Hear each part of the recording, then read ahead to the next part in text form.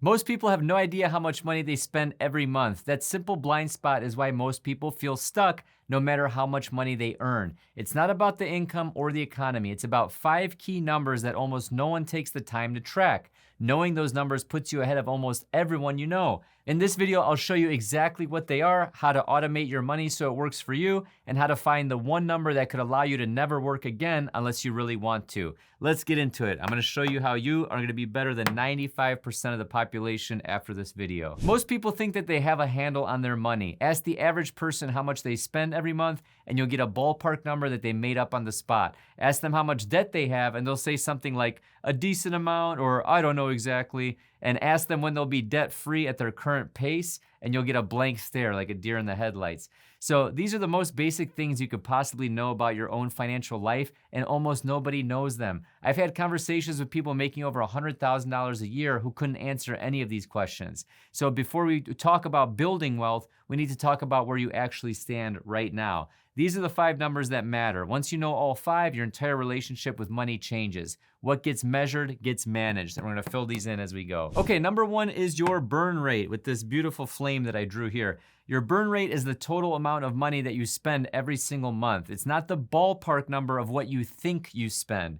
Every time I ask someone this question, they give me a random guesstimate. Then when I upload the credit card statements and bank statements to AI and I have it spit out an analysis, all of a sudden, the total is significantly higher than what they thought, or something they were clearly, not ready to see. So that's your actual burn rate, okay? It's just like how everyone thinks they eat significantly less calories than they do, and they wonder why they're not losing weight, right? It's because you eat a lot more than you think. So here's how you figure yours out right now. Log into your bank account and your credit card accounts right now. Pull up the last 3 months of transactions.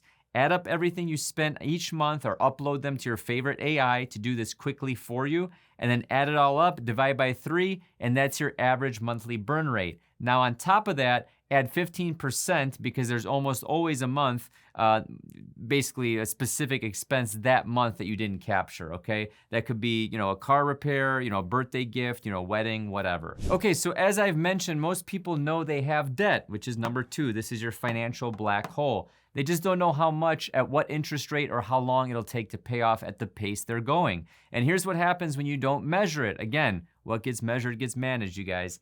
It grows. Your debt is gonna grow. So here's what I want you to do. I want you to list everything you owe. These are credit cards, student loans, car loans, the mortgage, if you have one. Hopefully you don't have one.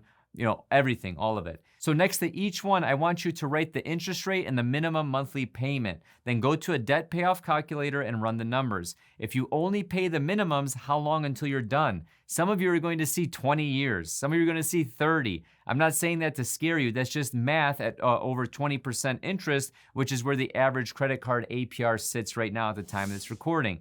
But the good news is that once you see the real number, it stops being this vague debt cloud hanging over you. It becomes a specific problem with a specific solution. So adding just $100 extra a month to your highest interest rate debt can shave years off of your payoff timeline. You don't need a dramatic lifestyle shift. You don't need to stop, give up the coffee, eat rice and beans, get 17 jobs. You just need to stop ignoring that number and start working towards eliminating it. So write your total debt number next to number 2. Okay, number 3 is your savings rate. I know I've talked about this in other videos, but it's important. So everyone knows they should be saving, and most of these people feel guilty that they're not, okay? They promise themselves they'll do better next month. Does that sound familiar? Hey, I'll go on the diet next month. Okay, sure you will. The problem is if you wait until the end of the month to save whatever's left, there's never anything left, okay? It's human nature to live up to or beyond our lifestyle. So the fix is to flip it. I've been talking about this on my channel for years. It's to pay yourself first. Before you pay anyone else, before the money ever feels available to you,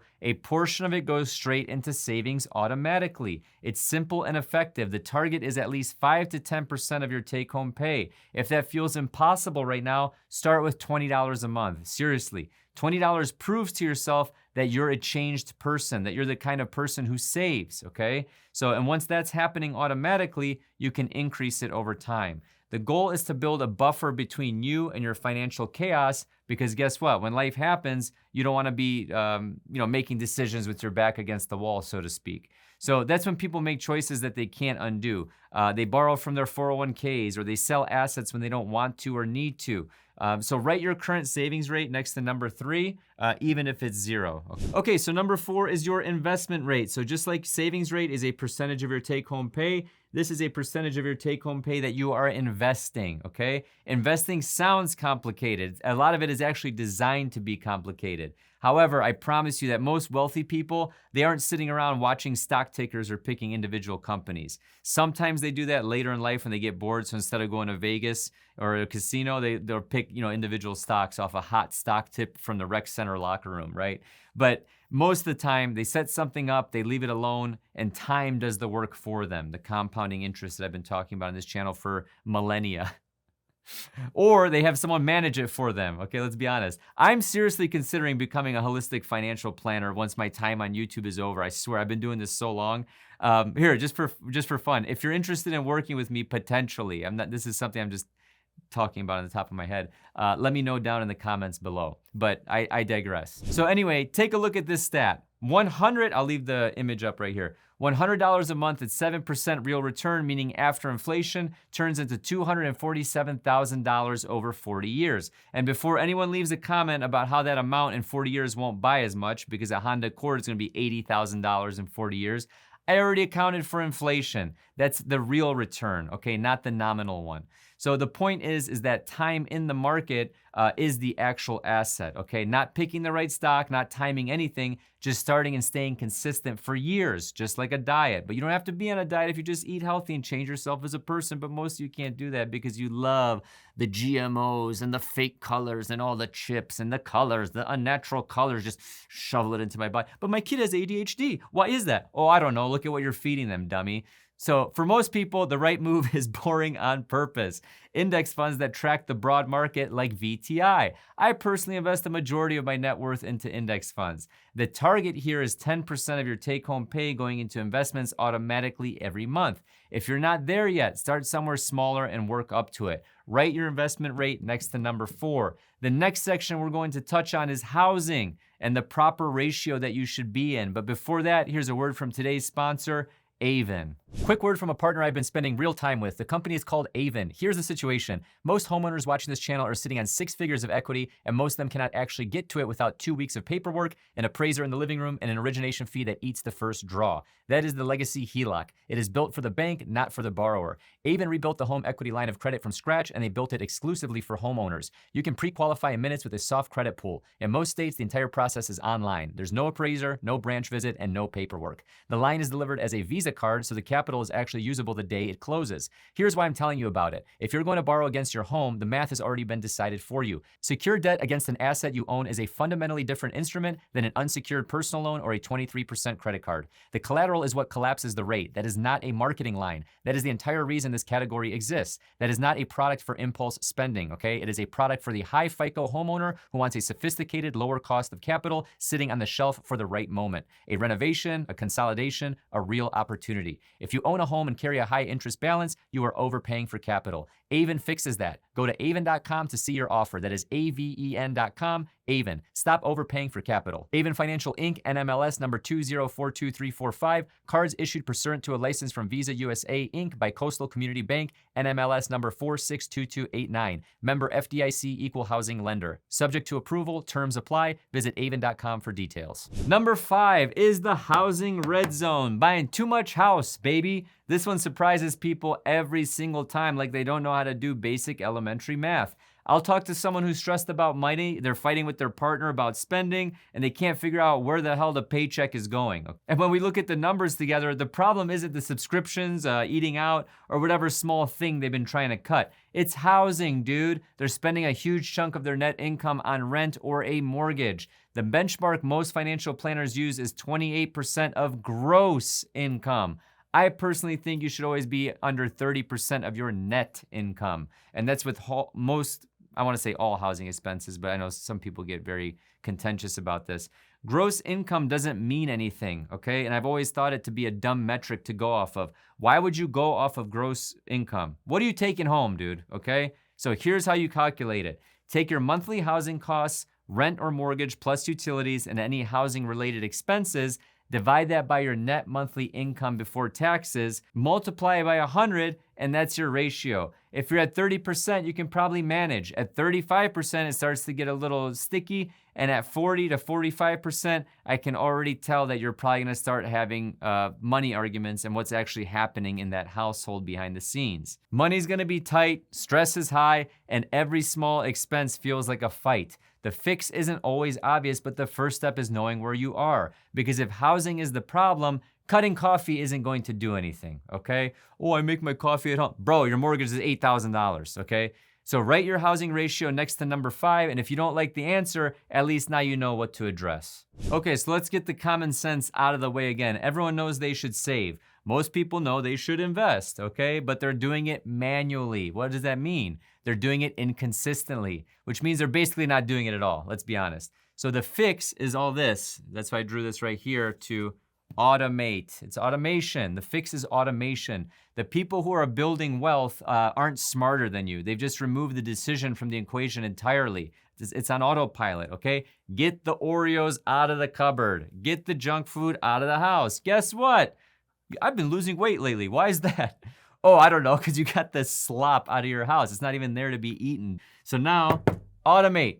So here's the system. Before your paycheck ever hits your checking account, your 401k contribution gets pulled out automatically. You never see it. On the 5th of the month, automatic transfers move money into your high yield savings accounts. It goes into your emergency fund and into a Roth IRA where it grows tax-free. I currently keep my cash equivalent savings in SGov. All rates are still favorable. But if you're looking for a high yield savings account, scan this QR code right here. It's a list of some of the best ones available at the time of this recording.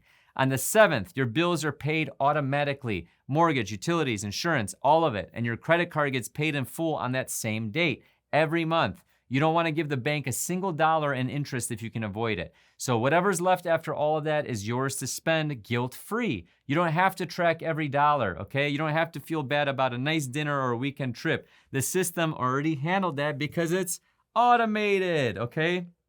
So you're just living on what's left. So set it up once and let it run. Again, guys, get an idea of all this stuff. And once you've been doing it for 3-4 months, just like you've been weighing your food and you have an idea of like, okay, a fistful of nuts is this much, a fistful of ground beef is this much. Then you can get rid of the scale. You don't have to weigh it anymore. You just know, okay? So once you've been doing this system, this automation for a few months, then you know, hey, I roughly have $500 at the end of each month. Now I can spend that however I want and actually have a life and not eat rice and beans and get a second job and sign up for my financial, okay, all right, whatever, Dave. Okay, this is one of the worst graphs I've ever drawn in this channel in 9 years, but this is the most important number that most people never think to calculate. And I'd argue that it's the most important one on this board, even though I had to erase everything.